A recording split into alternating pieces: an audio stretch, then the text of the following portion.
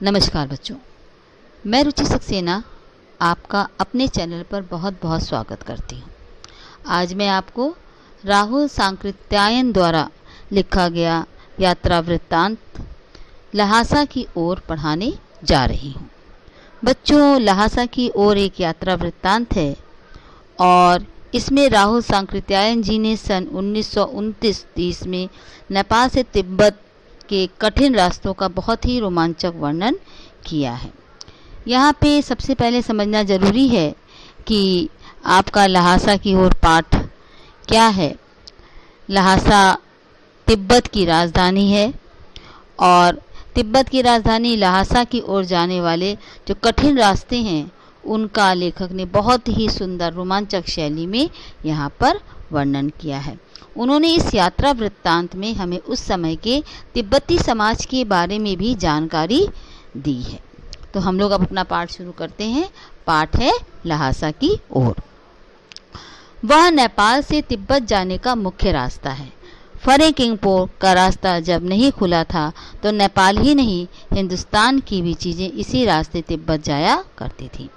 यह व्यापारिक नहीं, सैनिक रास्ता भी था।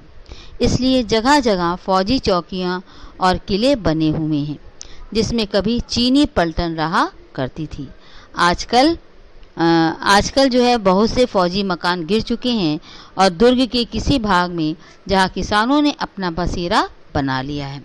कहने का तात्पर्य बच्चों यहाँ पर क्या है कि नेपाल से तिब्बत जाने का जो मुख्य रास्ता है वो मार्ग जो है फरेकिंगपांग का रास्ता खुलने से पहले भारत का एक व्यापार भी इसी मार्ग से होता था। यहाँ पे सैनिक मार्ग भी था। आज भी इस पर अनेक चौकियाँ और किले बने हुए हैं। यहाँ चीनी सेना रहती थी पहले। आज कई फौजी मकान जो है यहाँ पर गिर चुके हैं और यहाँ पर कुछ किसानों ने अपना डेरा जमा लिया है। वहाँ घर कुछ आबाद दिखाई देते हैं, यानी वहाँ पर कुछ घर बस गए हैं। ऐसा ही परित्यज्य एक चीनी किला भी था। सबसे बड़ी बात है कि यहाँ पे परित्यज्य का मतलब होता है छोड़ा हुआ। यहाँ पर एक छोड़ा हुआ चीनी किला भी था। हम वहाँ चाय पीने के लिए ठहरे। तिब्बत में यात्रियों के लिए बहुत सी तकलीफ़ें भी हैं और कुछ आराम की बातें भी।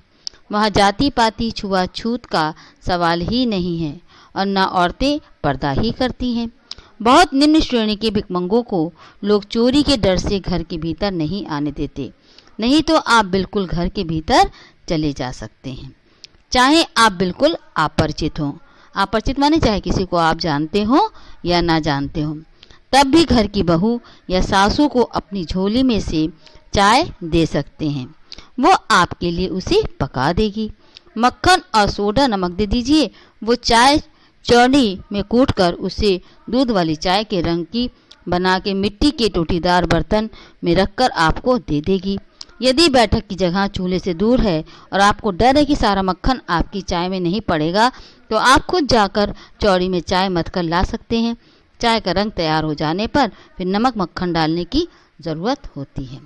अब यहाँ पर जो है वो लेखक ने तिब्बत का सामाजिक जीवन हमें दिखाने का प्रयास किया है। लेखक कहता है कि तिब्बत के जीवन में अनेक आराम तथा कठिनाइयाँ हैं।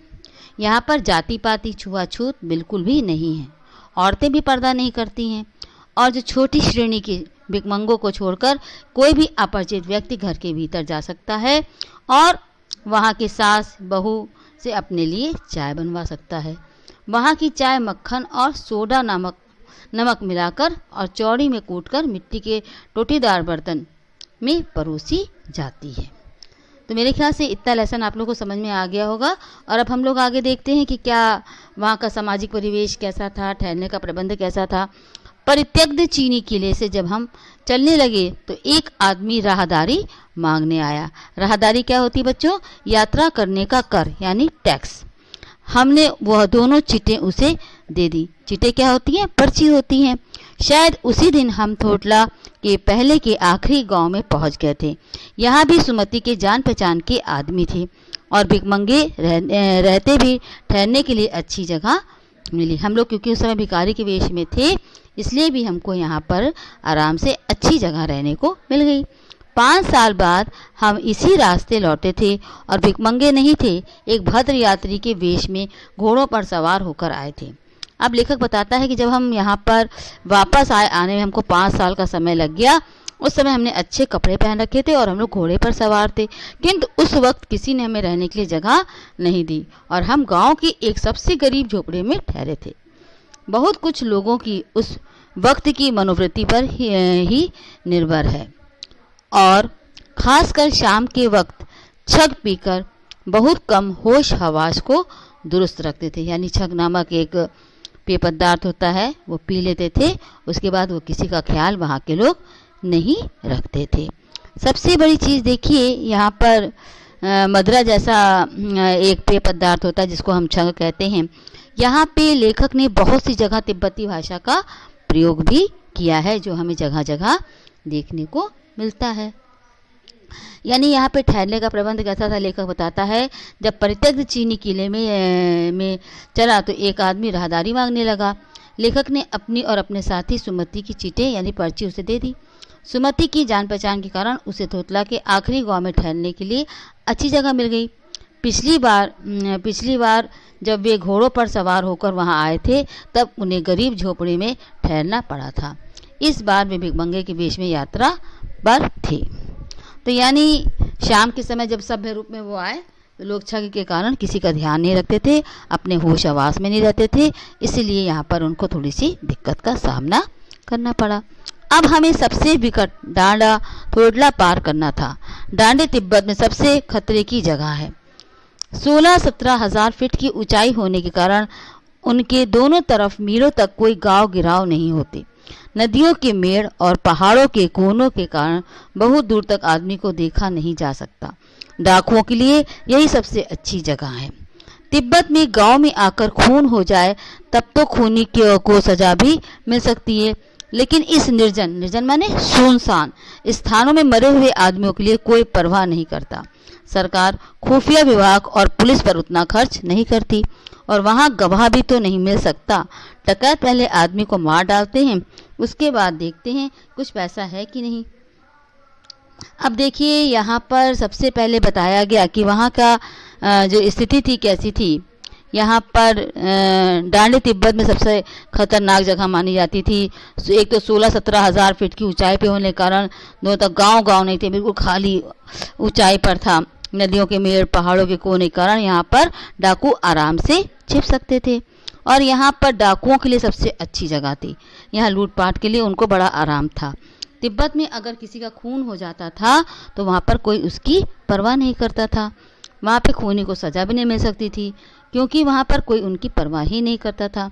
सरकार खुफिया विभाग और पुलिस पर भी उतना खर्च नहीं करती थी। वहाँ कोई गवाही भी नहीं मिलती थी।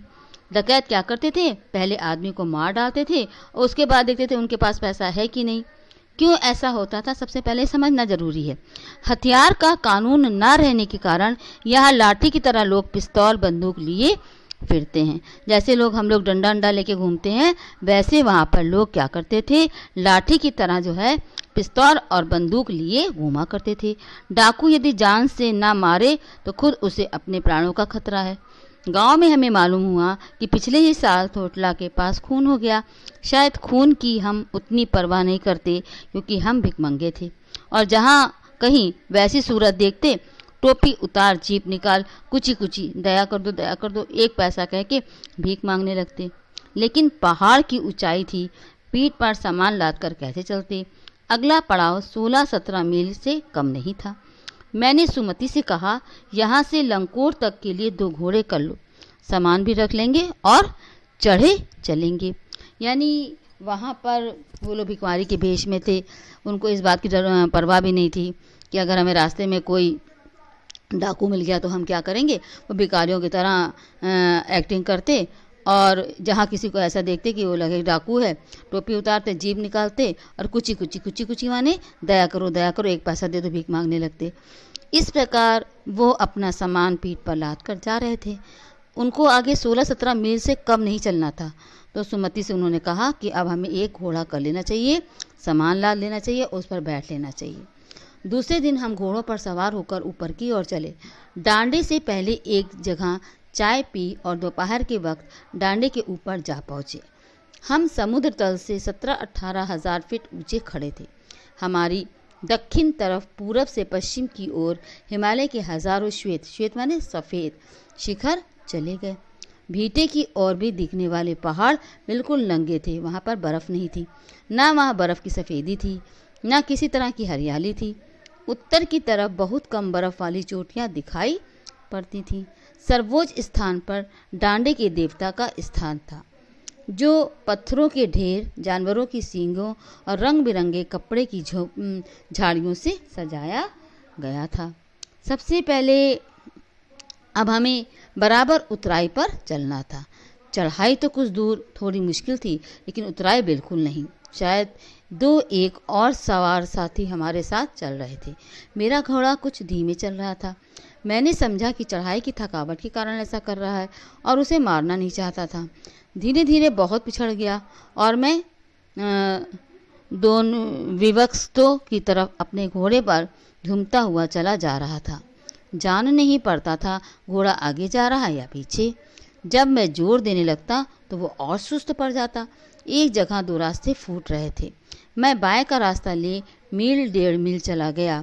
आगे एक घर में पूछने पर पता लगा कि लंकोर का रास्ता दाहिने वाला था, अर्थात मैं रास्ता भटक गया था। अब मैं थोड़ा सा परेशान हुआ। मैंने वहाँ एक घर में पूछा तो उन्होंने कहा कि रास्ता दाहिने वाला था। फिर मैं लौटकर उसी को पकड़ा।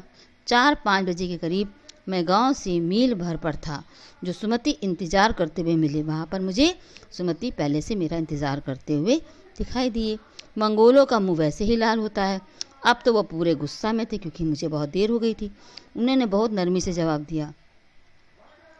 उन्होंने कहा, मैंने 2 टोकरी कंडे फूंक डाले, 3-3 बार चाय गर्म किया।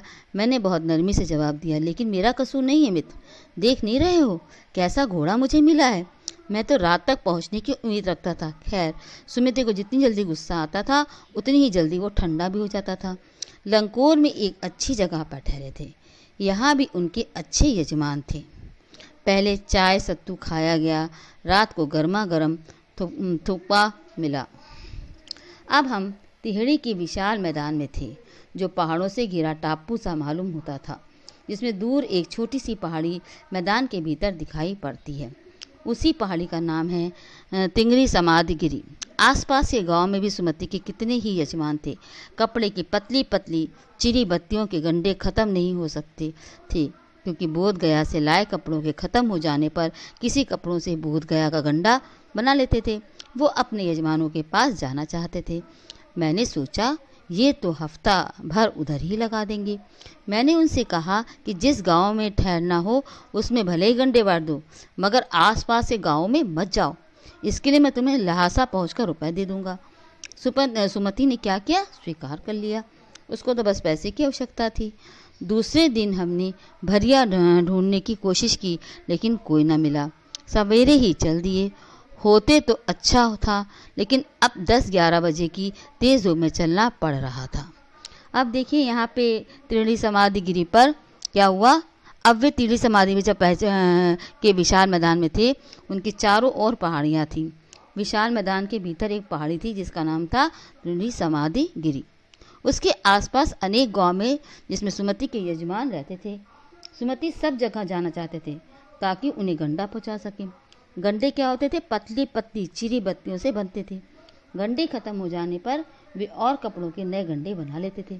लेखक ने सुमति को दूर दूर गांव में जाने से न जाने के लिए राजी कर लिया और कहा कि जब वो वहाँ पहुँचेंगे तब उनको कुछ धन दे देंगे, और सुमति ने इसको स्वीकार भी कर लिया।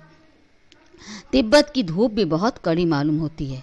यद्यपि थोड़े से मोटे कपड़े से सिर को ढाक ले तो गर्मी खत्म हो जाती है। आप 2 बजे सूरज की ओर मुँह करके चल रहे हैं। ललाट माने मस्तक, माथा धूप में जल रहा है और पीछे का कंधा बर्फ हो रहा है। फिर हमने पीठ पर अपनी अपनी चीज़ें ला दी, डंडा हाथ में लिया और चल पड़े। यद्यपि सुमित के परिचित तिहड़ी में भी थे, लेकिन वह एक और यजमान से मिलना चाहते थे। इसलिए आदमी मिलने का बहाना कर शेखर विहार की ओर चलने के लिए कहा। तिब्बत की ज़मीन बहुत अधिक छोटे बड़े जागीरदारों में बटी है। इन जागीरदारों का बहुत ज़्यादा हिस्सा मठों, बिहारों के हाथ में है। अपनी अपनी ज़मीन में हर एक जागीरदार कुछ खेती ज़रूर खुद ही भी कराता है, जिसके लिए मजूर बेगार में मिल जाते हैं। बेगार क्या होता है? जो पैसा नहीं लेते हैं, जिसे आप फ्री में बोल सकते हैं। खेती का इंतज़ाम देखने के लिए वहाँ कोई भिक्षु भेजा जाता है, जो जागीर के आदमियों के लिए राजा से कम नहीं होता है। शेखर की खेती के मुखिया भिक्षु नमसे, जिनका नाम था, बड़े ही बहादुर पुरुष थे। वो बहुत प्रेम से मिले। हालांकि उस वक्त मेरा वेश ऐसा नहीं था कि उन्हें कुछ ख्याल रखना चाहिए था। यह एक अच्छा मंदिर था, जिसमें कुंजर बुद्ध वचन अनुवाद की हस्तलिखित 103 पोथियाँ रखी थीं। मेरा आसन भी वहीं लगा। वहाँ वो बड़े मोटे कागज़ पे अच्छे अक्षरों में लिखी हुई थी। एक एक कर पोथी 15-15 शेर से कम नहीं लग रही होगी। सुमति ने फिर आसपास अपने यजमानों के पास जाने के बारे में पूछा। अब मैं पुस्तकों के भीतर था, यानी मैं उन जो बुद्ध वचन अनुवाद की पुस्तकें थी, मैं उनको पढ़ना चाहता था। इसलिए जो है मैंने उसे जाने के लिए कह दिया। दूसरे दिन वो आ गए। मैंने समझा था 2-3 दिन लगेंगे, लेकिन वो उसी दिन दोपहर बाद चले आए। तिरणी गांव वहाँ से बहुत दूर नहीं था। हमने अपना अपना सामान पीठ पर उठाया और भिक्षु नमसे से विदाई लेकर चल पड़े। अब देखिए, यहाँ पर लेखक ने जो है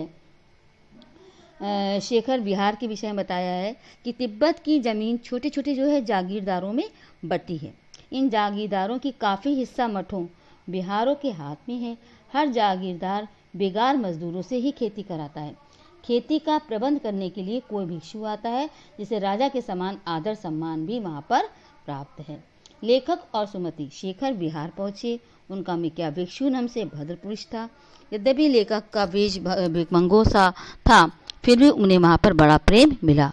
यहाँ एक बौद्ध मंदिर था, जिसमें कुंजर बुद्ध वचन अनुवाद की 103 हस्तलिखित पोथियाँ उनको मिली। वहीं लेखक के आसन जमाया। पोथियाँ मोटे मोटे अक्षरों में थी। एक एक पोथी का जो वजन था 15-15 शेर ही रहा होगा।